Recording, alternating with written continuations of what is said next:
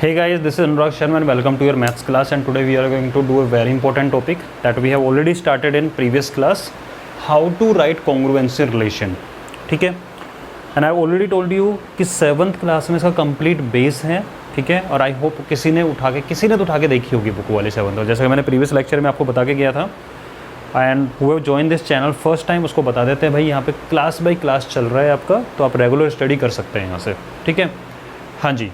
तो मैंने previous class में आपको एक वर्क देके गया था कि आपको करना क्या है कि 7th क्लास की बुक को लेकर एक बार थोड़ा सा देखना है उसको. ठीक है, उससे कि आपको और अच्छे से समझ में आएगा, क्योंकि ये चैप्टर पूरा का पूरा 7th क्लास में बेस है. अगर वो आपको अच्छे से आता है ना, 50% चैप्टर तो आप इजीली कर सकते हो विदाउट एनी हेल्प. ठीक है, फिर भी चलो कोई बात नहीं, जिसने नहीं देखा उसके लिए. तो how to write congruency relation, because this is the most important part of this chapter. अगर आपको कॉन्ग्रुएंसी रिलेशन लिखना आता है ना, तो आपको डायग्राम को देखने की रिक्वायरमेंट भी नहीं होगी उसके बाद में. ठीक है, क्योंकि हमारे बहुत काम आने वाला है. तो मैंने एक एग्जांपल लिया है. ठीक है, आपको चेक करना है कि triangle DEF and triangle LMN are congruent और not. If they are congruent then what is the rule, क्योंकि हमारे पास 4 क्राइटेरिया है, SSS, SAS, ASA और RHS. तो under which criteria they are congruent, and after that write the congruence relation. ठीक है, तो एक बार चेक करते हैं. इसकी एक साइड आपको सिर्फ साइड नज़र आ रही है, 3.2 सेंटीमीटर. हाँ, यहाँ भी है 3.2 centimetre. 3 centimetre, yes 3 centimetre. 3.5 centimetre, 3.5 centimetre, यानी कि इसकी 3 साइड्स इसके 3 साइड्स के इक्वल हैं. मीन्स SSS से साइड दे आर कॉन्ग्रुएंट. वो तो हो जाएगा. What is the congruent relation, वो इम्पोर्टेंट है. पहली बात तो सुनो, इन ट्राइंगल DEF, देखो भाई कॉन्ग्रुएंसी लिखने के लिए पूरा डिटेल में लिखते हैं. सुनो कैसे लिखेंगे. In triangle DEF and triangle LMN, DE equal to MN equal to 3.2 centimetre. EF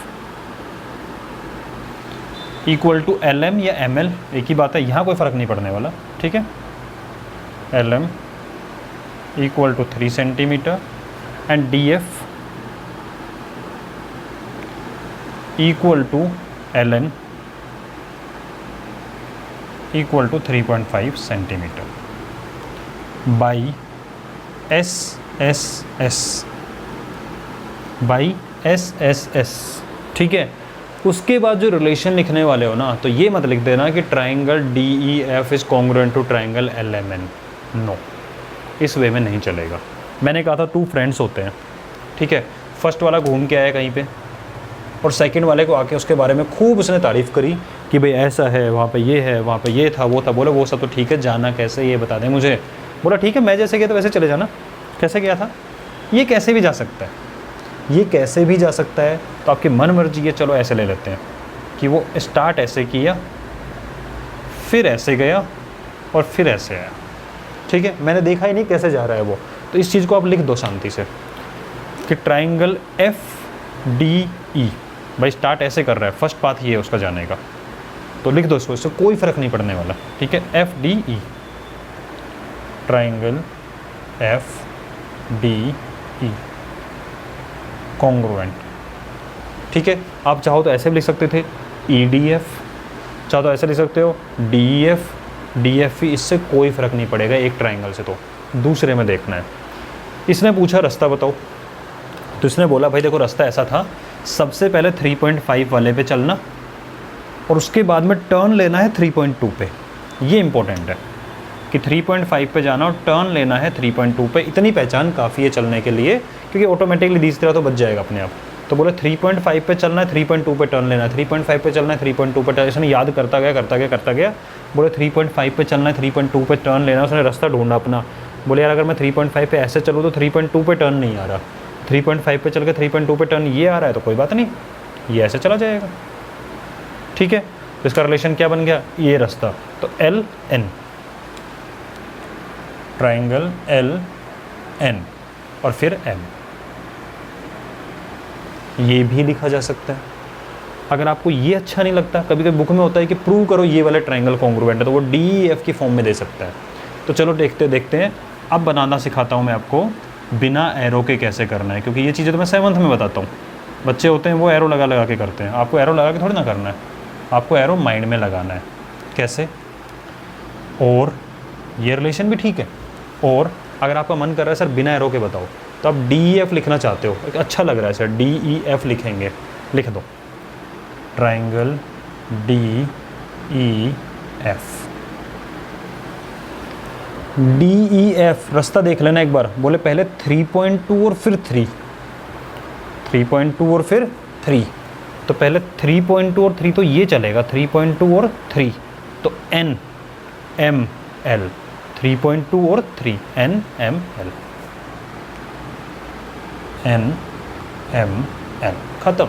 अब आपको लग रहा होगा सर चेक करो कि दोनों सही है कि नहीं है, तो भाई देखो F के करस्पॉन्डिंग है L, F का फ्रेंड कौन है? L, तो यहाँ भी देख लो F थर्ड पे है तो L भी थर्ड पे है, सही है। D सेकंड पे है, N सेकंड पे है, तो D और N फ्रेंड हो गए, तो D फर्स्ट पे तो N फर्स्ट पे है, बिल्कुल है। और E और M फ्रेंड है, तो E और M एक साथ बैठे हुए नहीं, करस्पॉन्डिंग पोजीशन पे बैठे नहीं बैठे हैं, करस्पॉन्डिंग पोजीशन E और M, बोले E और M बिल्कुल मिड में बैठे हुए हैं, इसका मतलब दोनों रिलेशन बात तो एक ही है, ठीक है, कोई फ़र्क नहीं पड़ने वाला इससे। और इससे निकलेगा क्या क्या, ये तो हो गया आपका ये वाली चीज़। अब थोड़ा सा 9th क्लास में आ जाओ हल्का सा, ठीक है, और 7th क्लास में भी हालांकि चीज़ें बताई जाती हैं। तो बाई CPCT क्या क्या निकलेगा। अब आपको लग रहा होगा सर CPCT क्या होता है? करस्पॉन्डिंग C मतलब करस्पॉन्डिंग, P मतलब पार्ट्स ऑफ, C मतलब कॉन्ग्रुएंट और T मतलब triangle. Corresponding parts of congruent triangle को बोलते हैं शॉर्ट में CPCT। तो आप भी हर बार CPCT वर्ड यूज़ करोगे, क्या यूज़ करोगे? CPCT, CPCT, corresponding parts of congruent triangle. कई लोग तो CPCT इतना रट जाता है कि एक्चुअल उसकी फुल फॉर्म भूल जाते हैं वो, कि व्हाट इज CPCT, बस पता है उनको CPCT।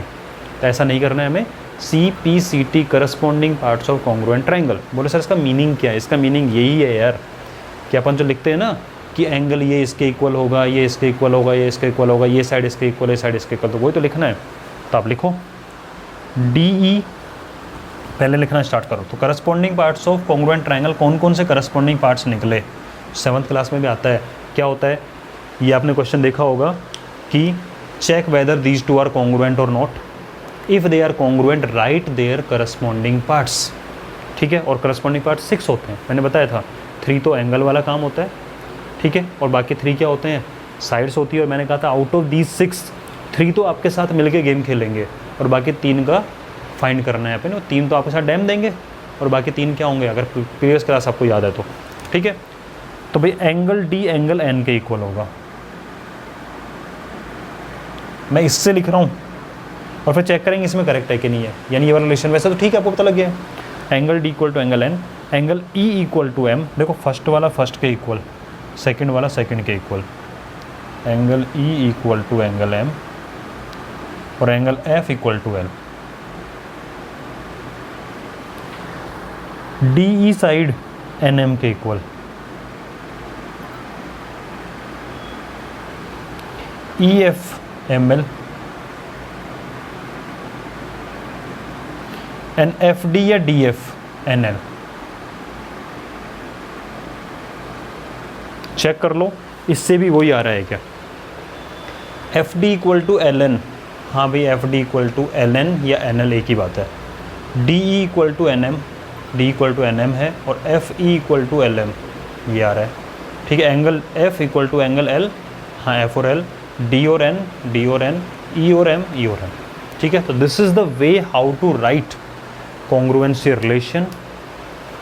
पहले वाले को जो मर्जी घुमा दो, कोई फ़र्क नहीं पड़ने वाला। दूसरे वाले को बता ज़रूर देना भाई कि किस रास्ते से गया था।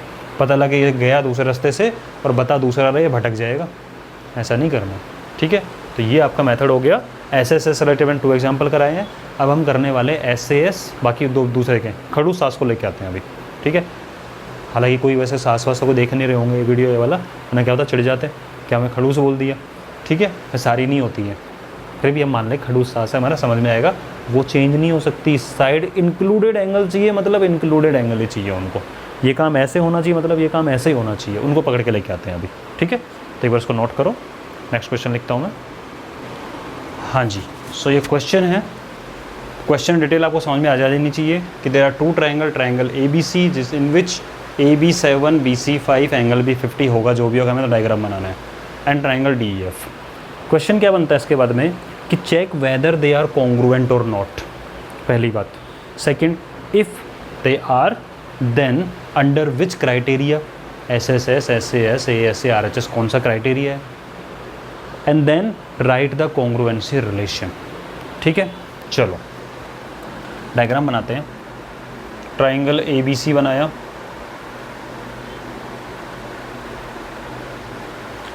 ए B C, A B is 7, B C is 5, angle B is 50, triangle D E F.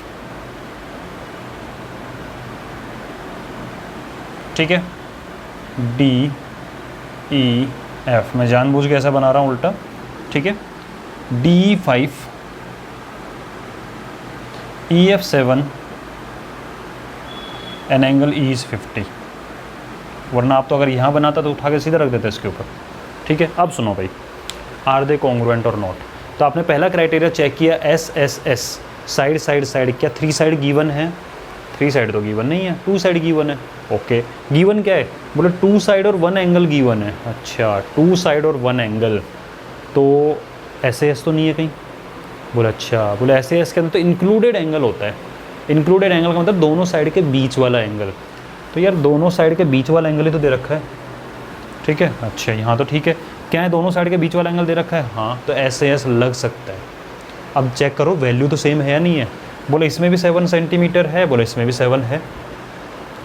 इस क्राइटेरिया पे ध्यान देना बेटा।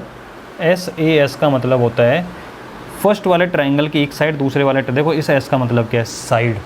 इसका मतलब फर्स्ट ट्राइंगल की साइड और सेकंड ट्राइंगल की side equal. A angle, first triangle का इंक्लूडेड एंगल, सेकंड ट्राइंगल का included angle same. S side, first triangle की साइड, सेकंड ट्राइंगल की साइड इक्वल। ये होता है इसका मीनिंग। ठीक है, हाँ जी, 7 सेंटीमीटर 7 सेंटीमीटर करेक्ट है, 5 सेंटीमीटर 5 सेंटीमीटर करेक्ट है, 50 डिग्री करेक्ट है। ऐसे एस तो लग गया। इंक्लूडेड एंगल, हाँ भाई दोनों के बीच का एंगल, दोनों के बीच का एंगल करेक्ट है, हो गया काम अपना। तो in triangle A B C and D E F, A B equal to A B equal to E F या एफ ई, एक ही बात है, equal to 7 centimetre, B C equal to D E equal to 5 centimetre. ठीक है, angle B equal to angle E equal to 50 degree by S A S, side included angle side, triangle, मैंने कहा first वाले को जो मर्जी है लिख दो, तो अब तो ए बी सी लिख दो, कोई फ़र्क नहीं पड़ रहा। तो triangle A B C congruent to triangle second वाले पे ध्यान रखना है हमें। क्या ध्यान रखना है? वही दोनों की दोस्ती वाला गेम चलेगा। ये तो घूम के आ गया, कैसे घूम के आया? बोले भाई मैं तो ए बी सी गया था ऐसे, मतलब ऐसे गया था, तो पहले तो 7 सेंटीमीटर आया था, फिर 50 डिग्री पे मोड़ आया था और फिर 5 आया था। समझना इस चीज़ को। बोले 7 सेंटीमीटर फिर 50 डिग्री पे मुड़ा था मैं तो, और फिर 5 आया था। बोले 7 सेंटीमीटर फिर 50 डिग्री पे मोड़ हो गए 5 आ गया, तो ये वाला रास्ता हुआ कि नहीं हुआ इसके लिए जाने का? इसका मतलब F E D, 7 centimetre 50 degree and then 5 centimetre. ठीक है, तो ये हो जाएगा एफ ई डी।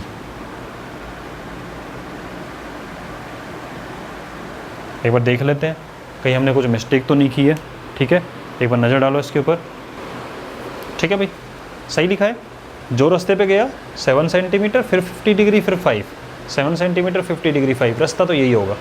तो बोले एफ से स्टार्ट होके ई और डी, ये ए से स्टार्ट होके बी सी, और इसके जो करस्पॉन्डिंग पार्ट्स अगर आपको लिखने होंगे तो by C P C T क्या क्या होगा ज़रा देखो। इसलिए मैंने बोला था अब आपको डायग्राम देखने की रिक्वायरमेंट नहीं है, कौन सा किसके इक्वल है, होने दो, अपने आप करेक्ट आएगा if you have written this line correctly. क्या बोले? एंगल ए एंगल एफ के इक्वल होगा। जो भी वैल्यू होगी हमें नहीं पता, लेकिन इक्वल होगा क्योंकि आप इसको उठा के रख रहे हो उसके ऊपर। बोले angle B will be equal to angle E और angle C will be equal to angle D. बोले A B side F E के इक्वल होगी। अब मैं आपको इसके अंदर 9th क्लास का फ्लेवर दूंगा थोड़ा सा। बोले B C side E D के इक्वल होगी और बोले A C side F D के। अब क्वेश्चन कैसे आएगा 9th क्लास के अंदर सुन लीजिए। उसमें ये होगा कि in triangle A B C and D E F check whether they are congruent और not. If they are congruent, ये इतना ही बोलेगा, ठीक है। हाँ, if they are congruent prove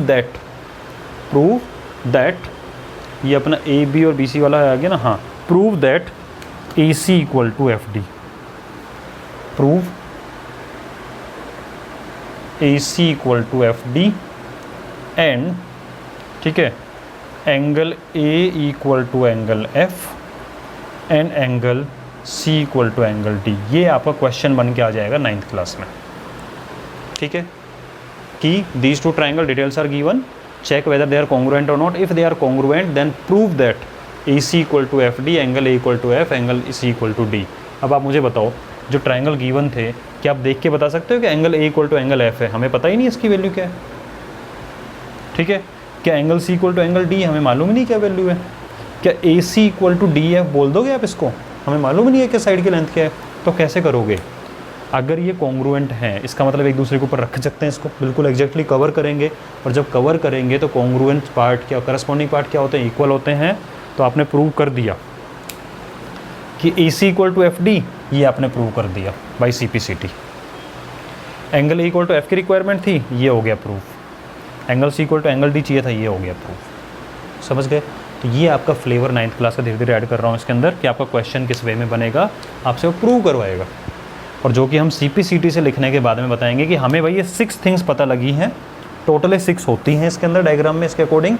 इनमें से 3 तो हमें पता होंगी जिन्होंने आपकी हेल्प की है, और बाकी 3 हमने फाइंड कर दी। समझ गए इस चीज़ को?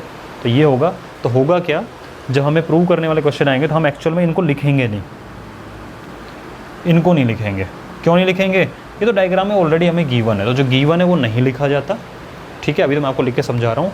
जो गिवन होगा वो नहीं लिखा जाएगा, जो फाइंड करना है वो आप डायरेक्टली लिख दोगे यहाँ से कि हाँ भाई ऐसा ऐसा हो रहा है। That's mean this relation is very very very important. क्योंकि अगर यही आपने गलती से रॉन्ग लिख दिया, एफ ई डी की जगह आपने ई एफ डी कर दिया, तो सारा रायता फैल गया यहीं पे। समझ गए? तब आपको समझ में आ गया होगा कि why this relation is important, और क्यों एक फ्रेंड को दूसरे फ्रेंड को करेक्टली वे में रास्ता बताना ज़रूरी है। ठीक है भाई, दोस्ती तभी तो है। अगर गलत रास्ता बता दिया इसने इसको, तो हमारा सारा मामला ख़राब हो जाएगा। ठीक है, तो एक बार इसको नोट कीजिए जल्दी से। एक क्वेश्चन और लेके आता हूँ मैं इसका। हाँ जी, now look at this question, check whether triangle A B C and D F congruent और नॉट। तो आप लोग खुश हो गए होंगे क्या? बोल सर इसकी एक साइड 6 सेंटीमीटर है, इसकी भी 6 सेंटीमीटर है, 4 सेंटीमीटर है, 4 सेंटीमीटर है, 35 डिग्री 35 डिग्री है। डायग्राम बना लो भाई एक बार। तो triangle A B C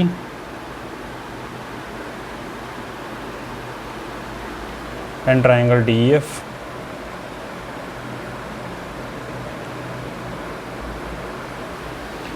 A B C, B C is 6, A C is 4, angle B 35, D F is 4, E F is 6, angle E is 35। ठीक है, दोबारा चेक कर लेते हैं एक बार जल्दी से। B C 6, A C 4, B 35, D F 4, E F 6, angle E 35। ठीक है, तो आपको लग रहा होगा सर ऐसे ऐसे हो गया 2 साइड और 1 एंगल। भाई इसके 2 साइड्स, इसकी 2 साइड के इक्वल है और एंगल भी इक्वल है, तो हो गया ऐसे एस।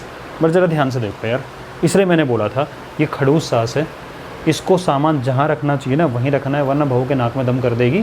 कैसे? साइड इंक्लूडेड एंगल चाहिए तो उसको इंक्लूडेड ही चाहिए। आज सब्जी में ये बनना चाहिए तो यही बनना चाहिए, ऐसे कैसे बन गया दूसरी चीज़। ठीक है, तो भाई 2 साइड तो ठीक है, क्या 35 डिग्री इन दोनों के इंक्लूडेड इन साइड का इंक्लूडेड एंगल मतलब इसकी बात करनी चाहिए हमें, लेकिन इसने यहाँ रख दिया सामान उठा के, बोले कंसिडर ही नहीं कर रहा मैं तो ऐसे एस के लिए इसको। ऐसे ही अगर 2 इनकी साइड दी हो तो आपको ये एंगल पता होना चाहिए था, तो इस एंगल के इक्वल होने से हमें कोई फ़र्क नहीं पड़ रहा, ये होना चाहिए था। समझ गए? तो आप लिखोगे एज इंक्लूडेड या as no information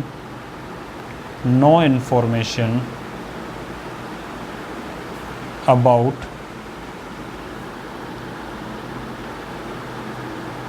included angle, कोई इन्फॉर्मेशन नहीं हमारे पास में, ठीक है। तो हमें क्या पता इक्वल है कि नहीं है, हो भी सकता था भाई, हो भी सकता था कि ये 50 डिग्री हो, ये 50 डिग्री हो, तो थर्ड वाला एंगल भी ऑटोमेटिकली सेम हो जाएगा, बट हमें कोई इन्फॉर्मेशन है इसकी नहीं है। तो क्या हम बोल सकते हैं कि कॉन्ग्रुएंट है?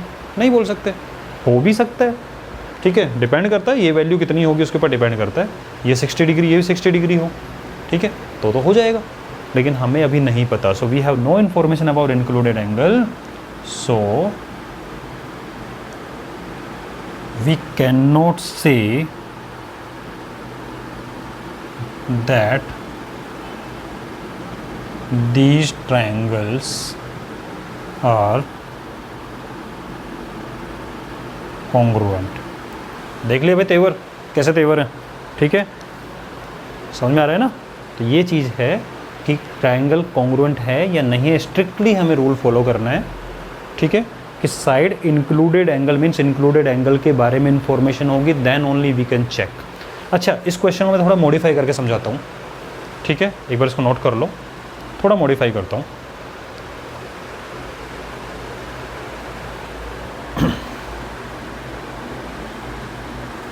ताकि हमारा टॉपिक बिल्कुल क्लियर हो जाए।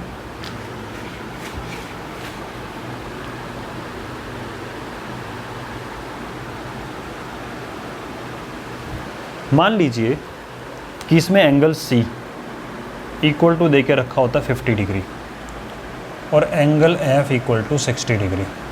तो आप बनाते हैं angle C equal to 50 degree and angle F is 60 degree, ठीक है। तो अब मुझे बताइए क्या ये कॉन्ग्रुएंट है? अब भी हमें क्या बोलते हैं, अब भी आप नहीं बोल सकते कॉन्ग्रुएंट है। क्यों? बोले ठीक है सर, साइड साइड ठीक है, इक्वल हैं, इंक्लूडेड एंगल भी गिवन है, but are they same? No. So can you apply SAS criteria here also? No, we can not apply SAS criteria here also because angles are different, ठीक है। तो यहाँ भी आप नहीं बोल सकते, so we can not say that triangle are congruent और नॉट, ठीक है, यहाँ नहीं हो सकता, यहाँ भी आप नहीं लगा सकते इस चीज़ को। समझ में आ रही है बात?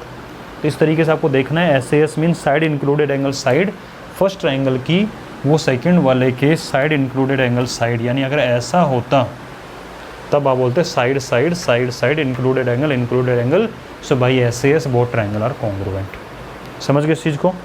तो ये थोड़ा सा फोकस करना। अभी 2 क्राइटेरिया और बचे हुए, उनको डिटेल में समझने के बाद में चैप्टर आप लोगों के लिए हलवा लगेगा, बस थोड़ा सा फोकस करके समझना इस चीज़ को, ठीक है। तो मिलते हैं नेक्स्ट क्लास में, तब तक के लिए टेक केयर और आराम से पढ़ते रहो।